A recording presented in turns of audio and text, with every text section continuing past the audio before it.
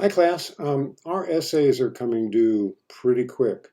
So I thought I'd give you a little heads up on proofreading and revision. Those are two elements of your essays that are critical to doing a good job on them, critical to your development as writers, that you proofread your work. All people who do writing proofread their work if they're accomplished. The professional writers, they revise things two, three, four times, five times, six times before they actually get to where they want to go. For you guys as students, it has to be appropriate to your challenge. You should be revising two or three times. So I just want to let you know some of the key issues for revising. One of the things that you should be doing is reading your work out loud. That means acting like you're somebody else, reading exactly what you see on the page, and then if you come across something that doesn't sound right, you'll probably stop mid-sentence and you won't be able to finish it. In that case, you know that you need to revise the sentence. Sometimes you'll read something that's what's on the page, and it will be an obvious error that you just skipped over before. And if you just read it silently, you wouldn't even notice it because you'd be skipping over it. So reading aloud is a key feature of being able to do good proofreading for your essays. Another thing that I would like to bring to your attention is this idea of sentence focus. Now, down in the extra credit exercises part of the modules at the bottom, there's this thing called sentence focus.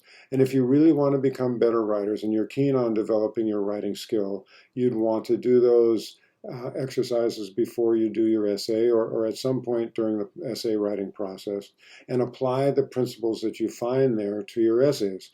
To go over them briefly, what you want to be doing is you want to be writing with concrete personal subjects. Now, the subject of the sentence is going to be the first noun in the sentence, so it's right up front. So when you're writing your sentence, lots of times you'll have your fingers on the keyboard, you'll be writing, writing, writing, and who knows what comes first, and then what comes after that is going to, kind of go downhill lots of times, and you wind up with very awkward sentence structure.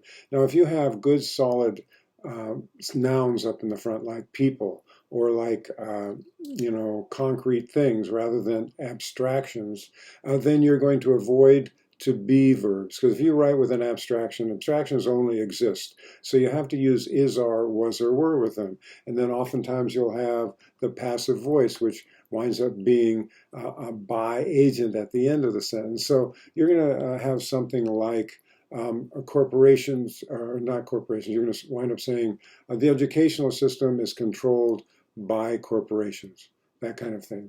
So what you have there is the educational system, which is an abstraction. You got your to be verb, you've got the past participle, and you've got the by corporations. The way you fix the passive voice is you turn that on its feet. You stand it up right.